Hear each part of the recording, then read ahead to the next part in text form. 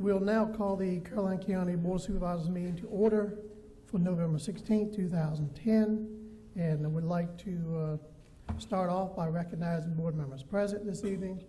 I have Mr. Bobby Popowich from the Port Royal District, Mr. Wayne Akers from the Madison District, Mr. Jeff Seeley from the Bowling Green District, Mr. Floyd Thomas from the Mattaponi District, and I'm Maxie Roselle from the Reedy Church District. And at this time, I'd like to ask Mr. Seeley if he would open with invocation. Let us pray. Heavenly Father, look down upon us and guide us through these times and decisions which we must all make. Help us to make the best decisions for all involved and all that are needed from this county and from the representatives by which we're all elected. Please look after the troops in the various places around the world in which we are involved. In this we pray, amen. Amen. Will you please stand and join us to the Pledge of Allegiance? Pledge allegiance to the flag of the United States of America and to the republic for which it stands, one nation, under God, indivisible, with liberty and justice for all.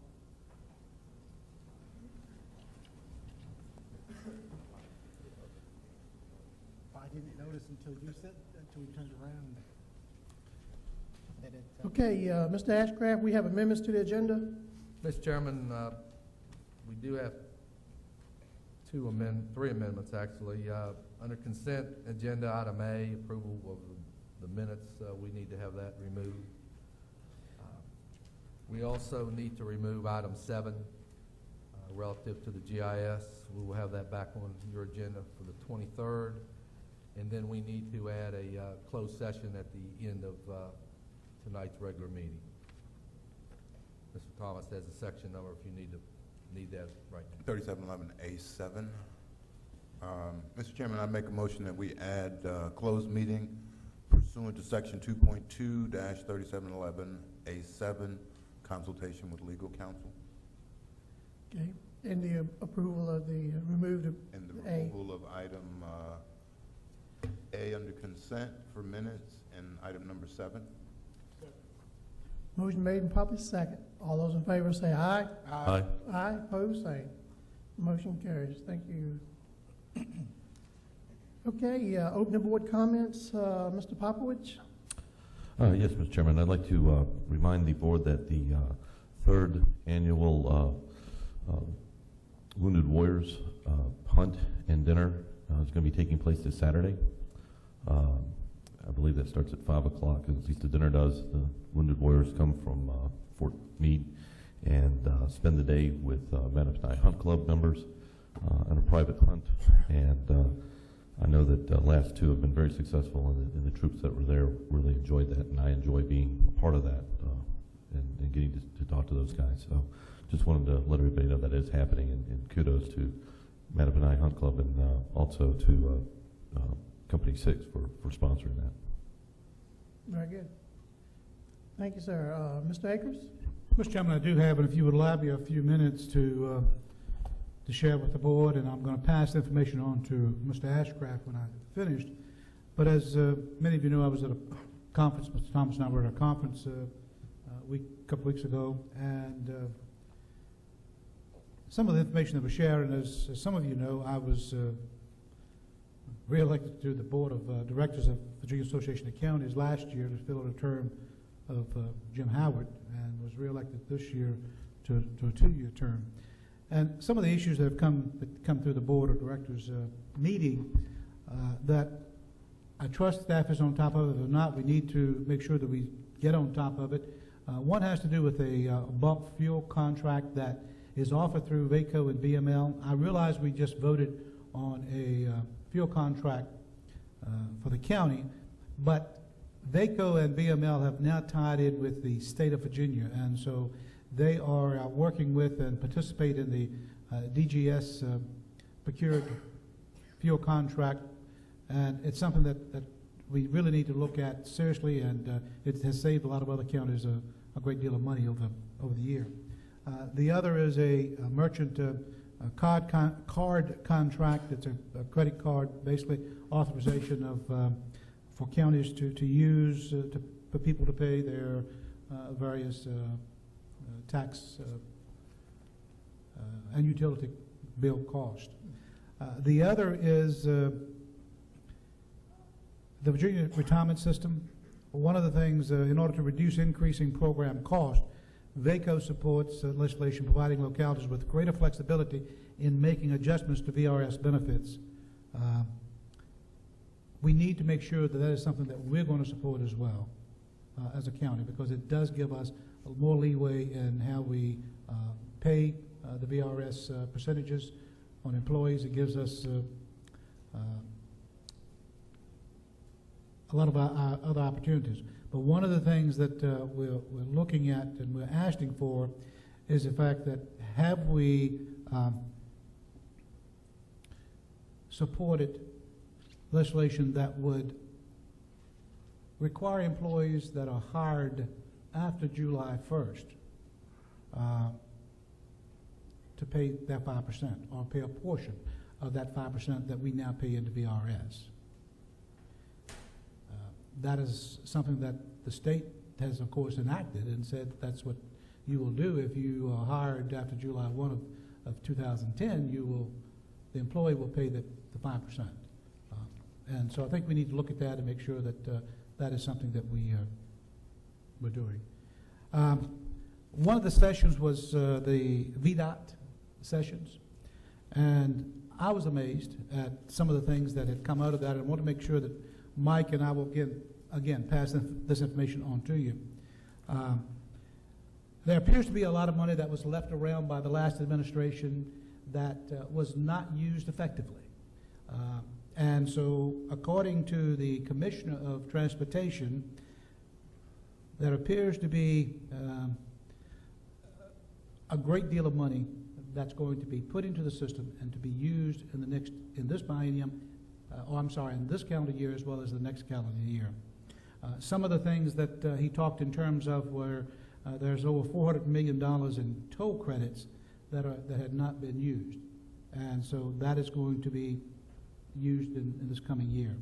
And there are many other things in here, and it's almost like $2 billion of money that is now going to be available for transportation issues that was not available in the last administration because they didn't use it correctly.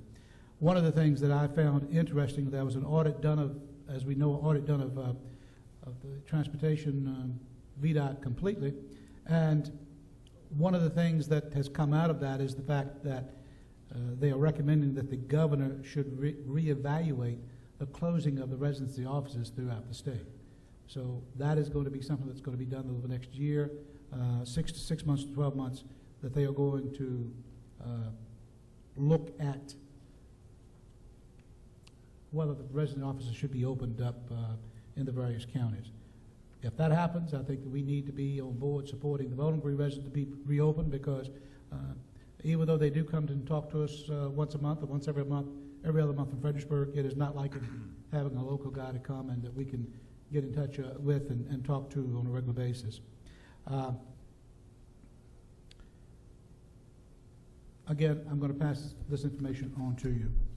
A couple of other things that that came out at I'm on the Finance Committee for the Association of Counties, and one of the interesting things that was brought out to us is the fact that the state of Virginia is the 12th largest state out of the 50.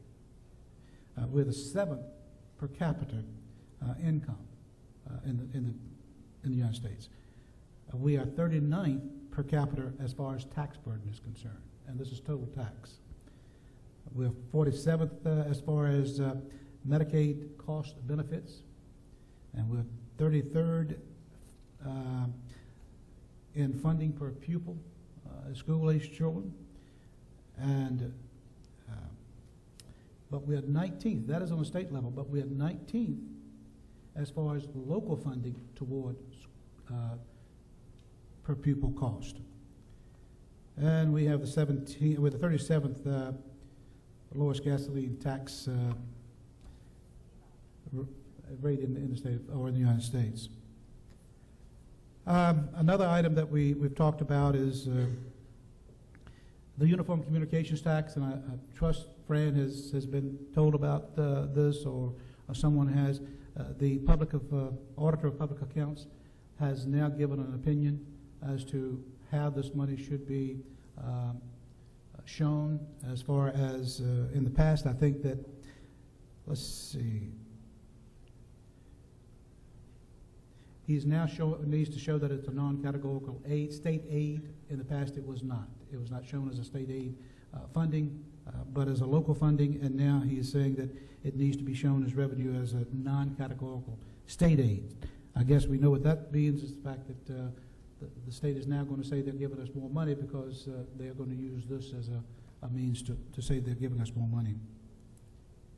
One of the things that was mentioned as well was that with the referendum that was on the ballot this past couple of Tuesdays ago, increasing the rainy day fund, if you will, from 10% to 15%, will probably mean that the General Assembly is going to pull around $200 million a year out of the revenues that are generated, new revenues, and to put it into this fund. So that means it's going to be about $200 to $300 million less that's going to be available to pay for other projects that may deem necessary.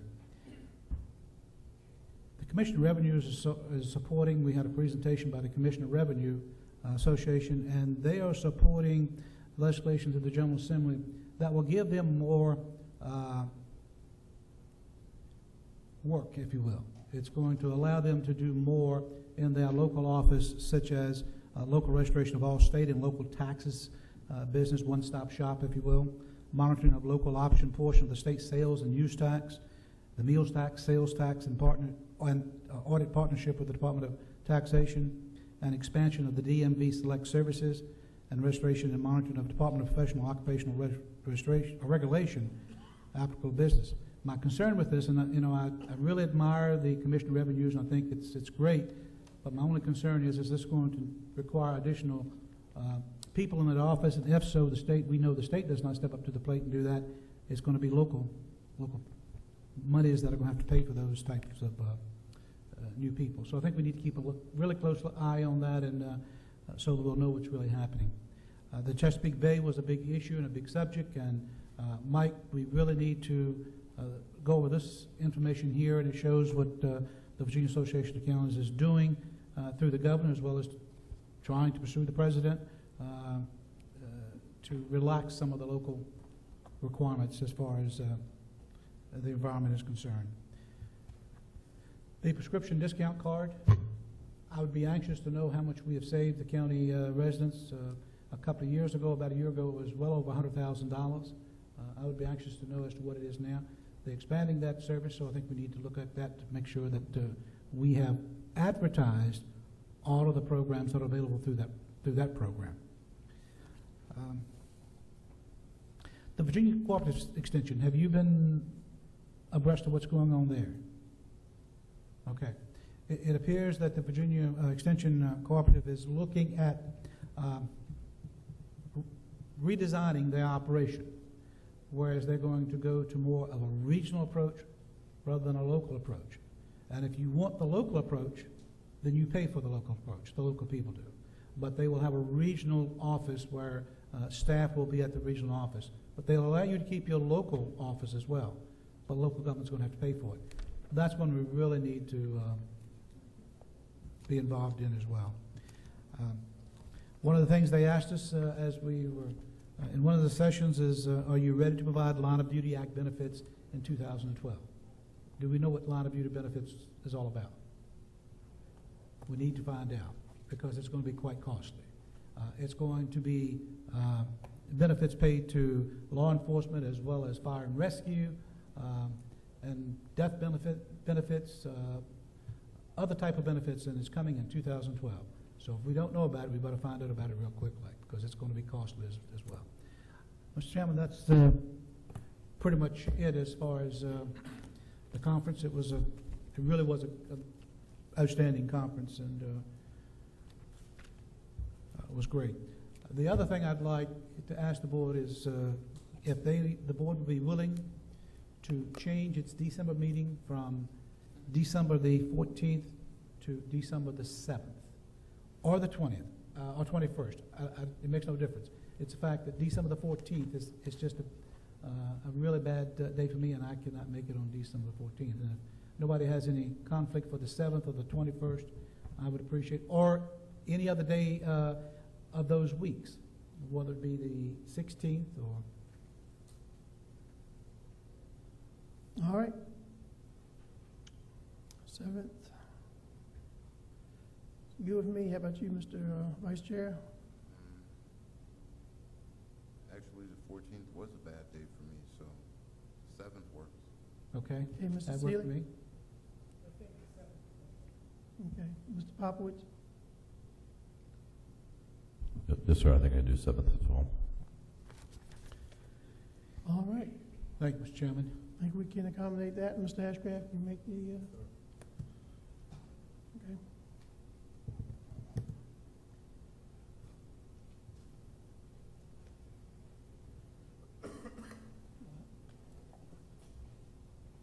Mr. Chairman, I make a motion that we change the December meeting from December the 14th to December the 7th. Second. A motion made, probably second, to have the the Board of Supervisors meeting on December 7th. All those in favor say aye. Aye. All opposed, same. That motion carries.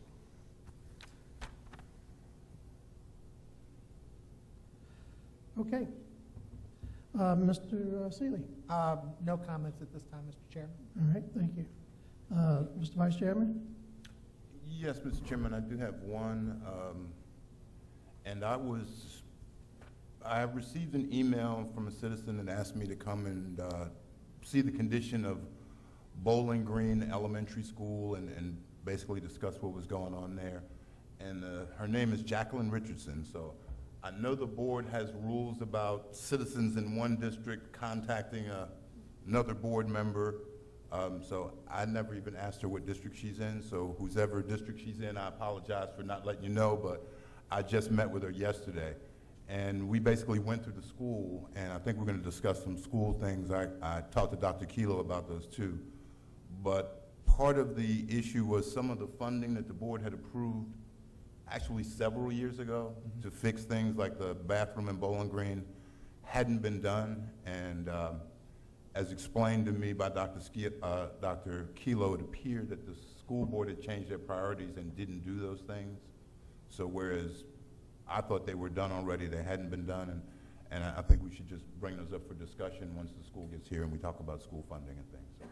So, Mr. Chairman, I'm not sure where Mrs. Richardson lives, but if she's in your district, I'm sorry that I didn't let you know we'd talked. So. I don't believe she's in mine. Yours? No, I believe she's in yours, Mr. Chairman. Ms. Vice Chairman. Okay. Yes. Well, in that case, I'll have to apologize. Yeah. Well, but certainly, just to follow up on that, I think it was $84,000 that was set aside to fix those bathrooms, and certainly I received a notification on that as well, and as soon as Dr. Kelo is back, we'll talk to him later on this evening, but certainly I hope maybe we can find ways to make sure that bathroom gets fixed maybe over Christmas holidays possibly, but that needs to be done, and it's just something we got to do. So we'll talk to the school folks here in just a little bit. Mr. Chairman. Yes, sir, Mr. Akers. Can I go back on one other thing that I meant to bring up under my board comments? Absolutely. Thank you.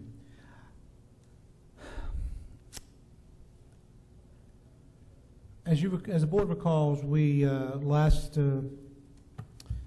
budget, or in this current budget year, back several months ago, we asked our employees to take a reduction in pay. We then had to release a number of employees because the funding was not there. And our employees, they stayed with us.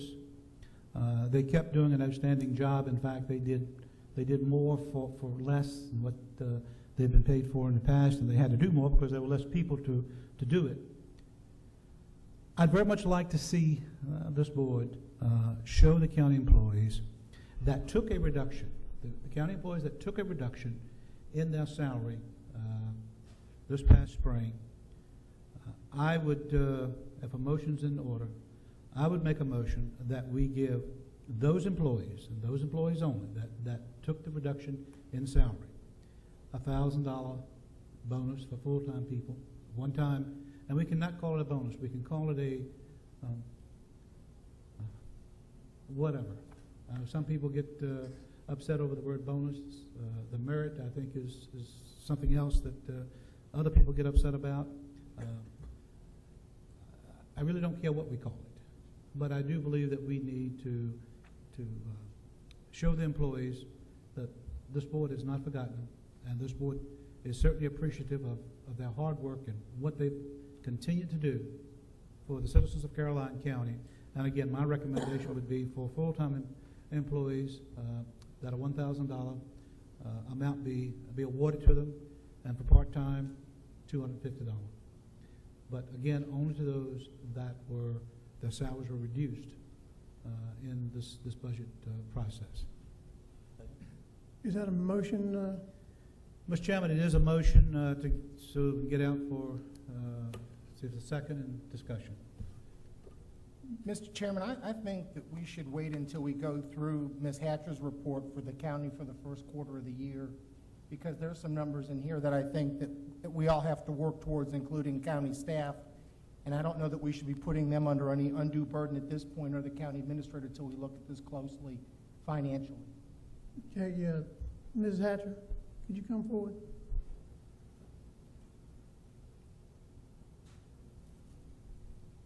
Yes, you heard Mr. Aker's motion, and knowing you know about the budget and Mr. Seeley's request. Mm-hmm. Is that something that, with the way the first quarter budgets are going, and your projections, that we could work with the $1,000 per employee? Yes, in sir. your opinion? Yes, sir. Okay. All right. Thank you, Ms. Hatcher. All right. Ms. Hatcher? I'm sorry, I waited till you got all the way over there, I'm sorry. Good exercise. Do we know how much that would actually represent in terms of funding?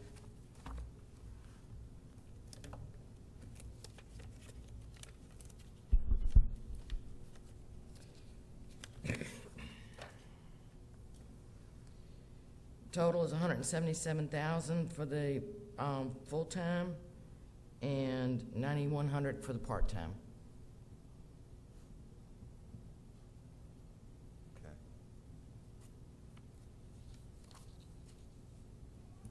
Okay. Okay. I just find it a little out of sequence in that we keep talking about how revenue is going to be generated with connection fees and how we're going to pay for utilities, and we're still at 11.5 connections for the year with the first quarter over. And we're in the slowest part of the building year. So I'm concerned financially, $200,000 at this point. I'm asking Mr. Akers if we can, I understand your suggestion, I understand Mr. Seeley's concern. Can we compromise and take up your motion once we get to this? Is that gonna?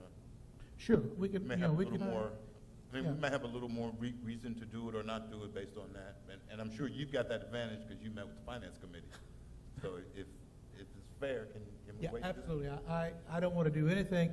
If it's going to take that to further us along for the county employees that were willing to take the reduction in salary, and some of them, you know, every one of them. And I don't know whether you did or any of the member of this board, but I never heard of one of them complain. Not one of them called me up and complained because their salary was reduced by, in some cases, 2%, in others, 1%. Not a one. They all took it in stride and understood that they need to move ahead. So if it takes moving this motion on further, I will withdraw my motion and make it at a later point, Mr. Chairman. All right. Thank you, Mr. Akers. Okay. And that concludes the opening board comments. Treasurer's report. Mrs. Curran, good evening.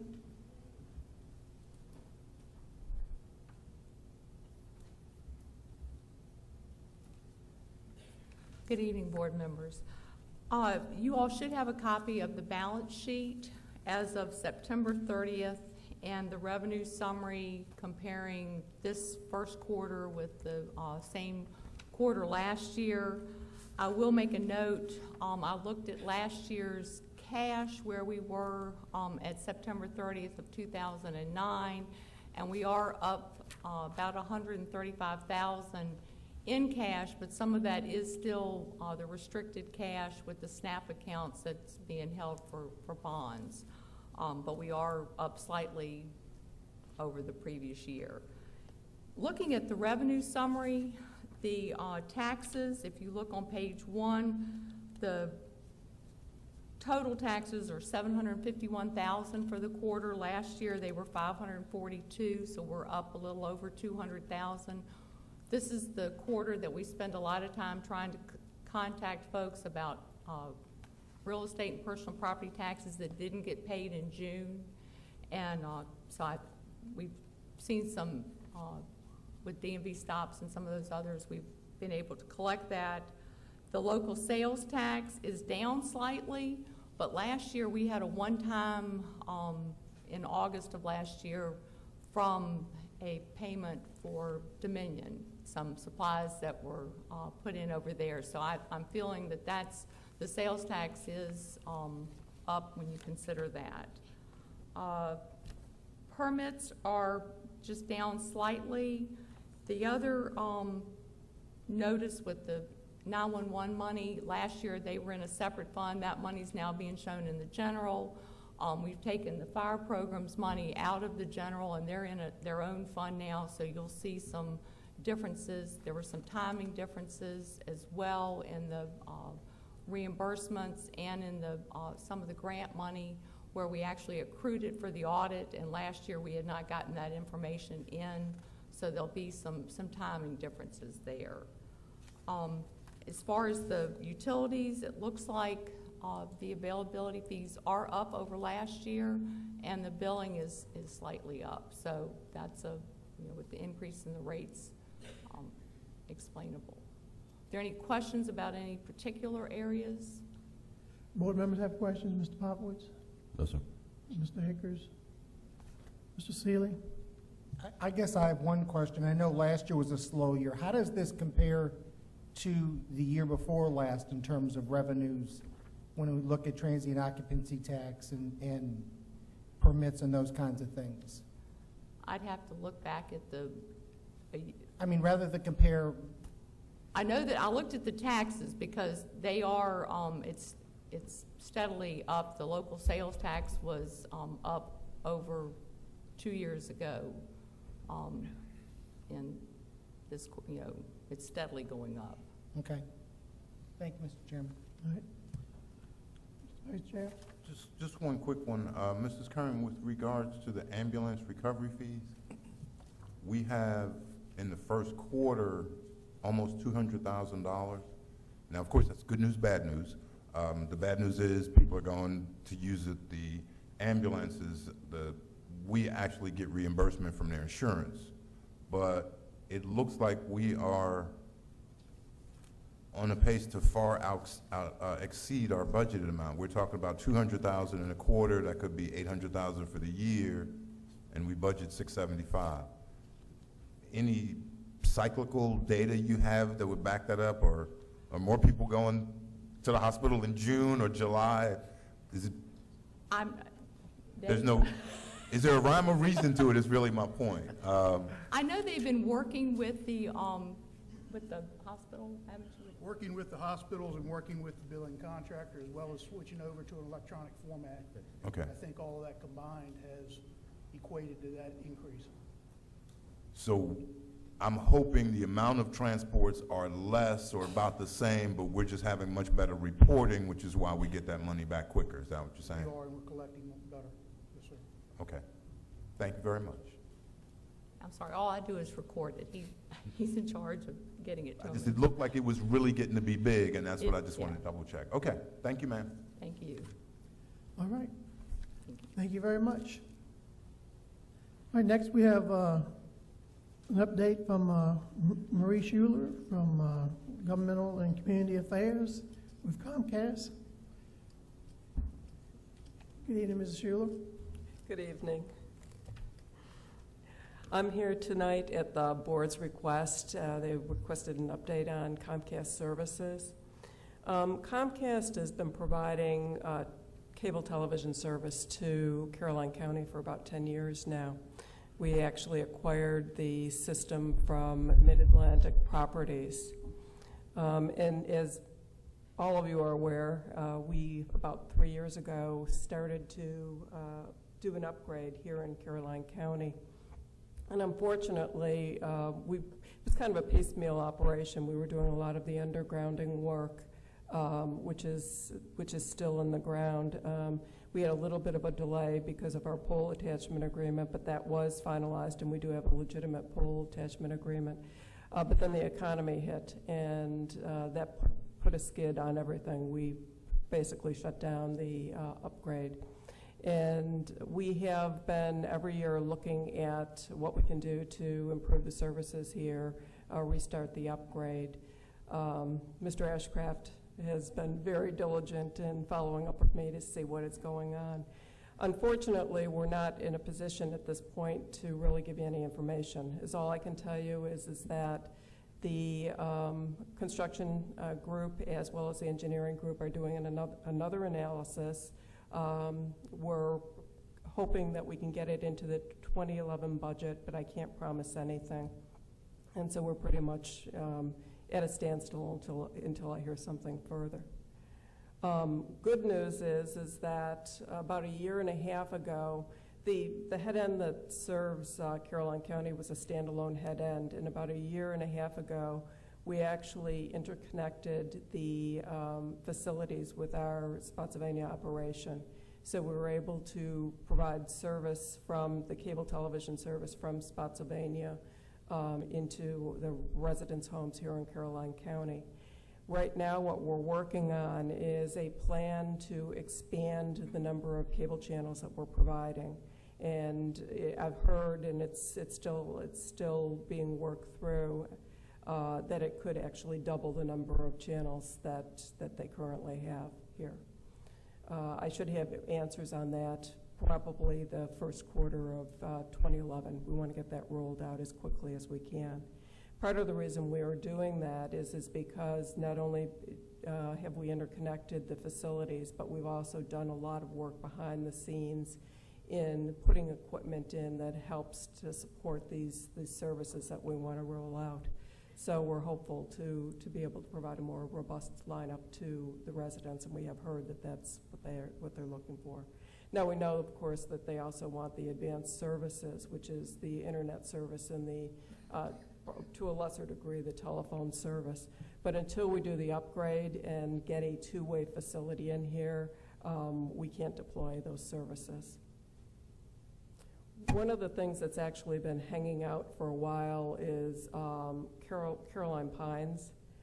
We provide about 75% of the service in Caroline Pines, and it's been caught in limbo primarily because we have not known how we're moving forward with the upgrade.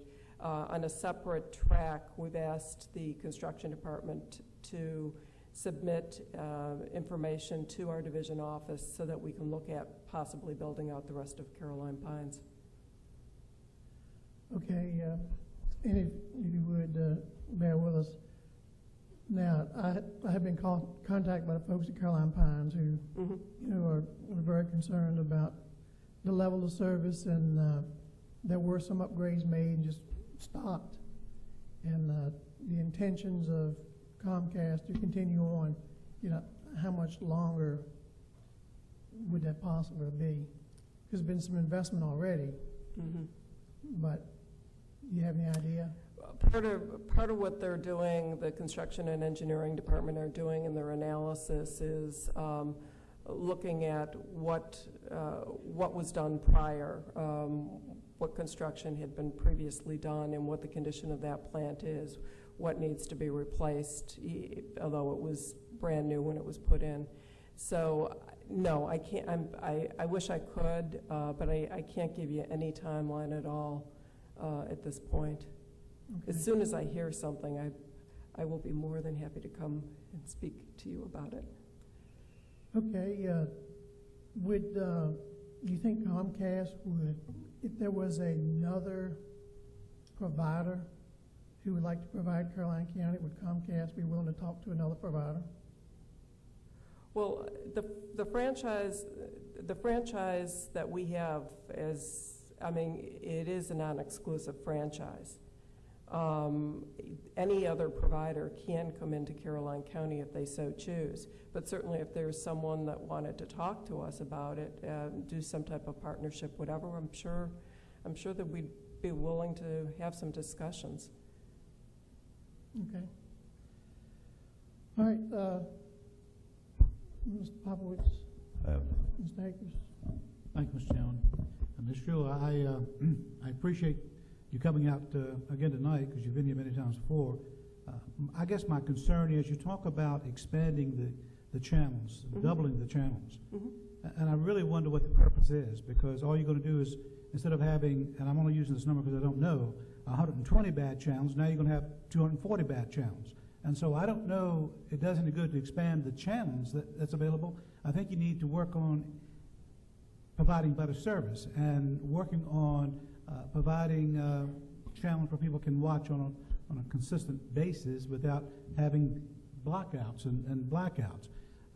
I represent Lake Landor and Lake Caroline and the western side of the county, and I can tell you probably at this point I get more calls about the cable company and the services that the cable company provides than any other issue that the county deals with. Where are we at on the franchise agreement? Has that been the franchise agreement? That's what we're talking about. We had been negotiating the franchise agreement with Comcast, but then when they indicated that they weren't willing to go forward with the upgrade, we stopped negotiating at that point.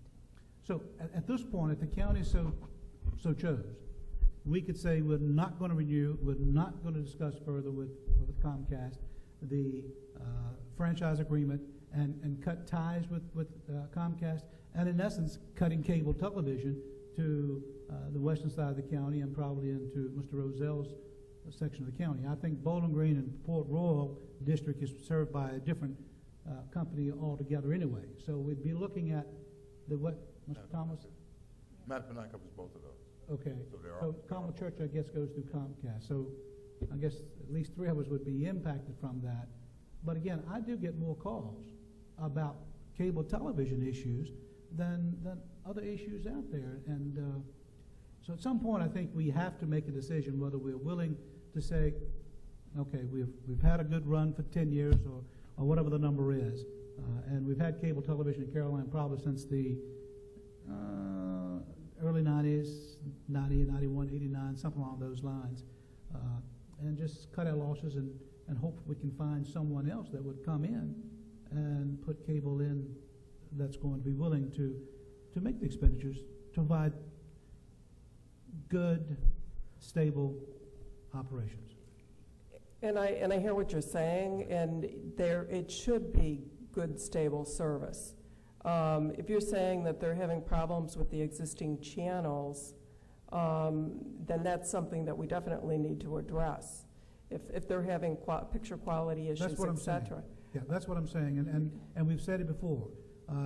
You've been into this room before, right, and we've talked about these issues in Lake Caroline and in Lake Landor, and I still get calls from Lake Landor. In fact, last Thursday night when we had the Veterans Memorial here, appreciation, I talked to one of the people in Lake Landor, and they were still asking me, when are you going to make Comcast start giving us better service in Caroline County? And in Lake Landor particularly, because that's who they were talking, that's where they live. And at some point, you really get frustrated in trying to work with a company. I'm not speaking about you individual, but with the company as a whole, and just feel like you're spinning your wheels. You're not getting anywhere. You say you hear us, you say you understand, or Comcast does, but it's year after year. Well, we actually have employees that live here in Caroline County, and they constantly report back to us on you know, the quality of the service, et cetera, as well as we hear from our customers. If there is a specific problem in a specific area, then we do need to address that. I will get And those I people. will, I will get those people to try to get in touch with someone. That's the other issue, is trying to get someone in Comcast that will talk to them, call them back, and give them correct information. That is a problem a lot of people have. But again, I will talk to these people, and I know we have your number because Mr. Ashcraft has certainly called you before, and we'll give him your number and have him call you. that would be fine. Okay? Thank you. Thank you. No, sir. Mr. Thomas? Just a couple. Ms. Schuler, good to see you again. The specifics of the upgrade you're talking about is you're really making the switch from, I don't know what you'd call it, analog cable to digital cable. In some areas, some of the areas that you serve already have digital cable, but some of the other areas don't, right? So is that what the upgrade really means? The area that has digital cable is actually fed out of the Richmond operation. Right. And what we're attempting to do is, it's taking the plant and actually rebuilding the plant to a higher, better technology that will support two-way. And two-way, of course, Video on demand and it's the video on demand, it's all the interactive guide, all the interactive services. As a side to that, typically when we provide those interactive services, we also provide at least the internet service, and sometimes the telephone service. So yes, that is the ultimate plan. We just don't have, I can't provide a timeline at this point as to when it will happen. You know, it's something that we are very, I'm very diligent about pushing to try to get some answers on. Okay, and you know, not to beat a dead horse, but, and I can understand your frustration. You've probably been trying to get it to happen for 3 years or so, and I think we've been trying to work with you to make it happen for 3 years, but, you know, the bottom line is it hasn't happened, and if there's a what do we need to do to make it happen, let us know, because you're talking about expanding your service, you're going to charge for the internet connection. There is a business model that's going to work for you, and you know, the real thing is there's a chance for you to make money. Why are you not making that investment? And hopefully you've already said that to the people who are making the decisions, but maybe that's what we need to have a meeting with the people that are making the higher decisions. I'll take that back. Okay, and I'd be happy to meet with them. That's fine. Okay. Thank you. Yeah, if you can make that happen, we certainly would. I'm sorry? If you can make that happen, we certainly would appreciate that opportunity. Because if there are things we can do to help, you know, make it a little more user-friendly, we'd be glad to do that. You know, if there's ways that we can help and aid in that process. Thank you. Okay. What's the cost of the average cable customer in the county? What's the average person paying for the cable that you provide now, the cable service that you provide now? I don't know. I don't have that information. You just went up. You just recently went up probably 3 months ago, 4 months ago, something like that.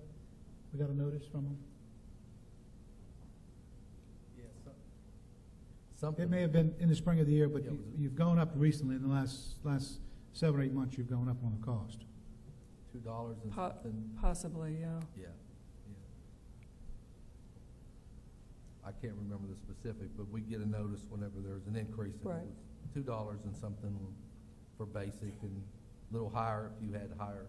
The And I expanded believe that was basic for all service. 3 packages, if I recall as well, the triple play or whatever Yeah. it's called. I don't recall off the Yeah. top of my head, but yeah, it would be for across the board. Thank you. All right. Thank you, Ms. Schuler. Thank you. Okay, next, Mr. Fensham is going to introduce the next speakers, the folks regarding the transport of troops from Fort Lee to Fort A.P. Hill by train. Mr. Fensham, good evening, sir. Good evening, Mr. Chairman, members of the board. Next item on the agenda is the discussion regarding the training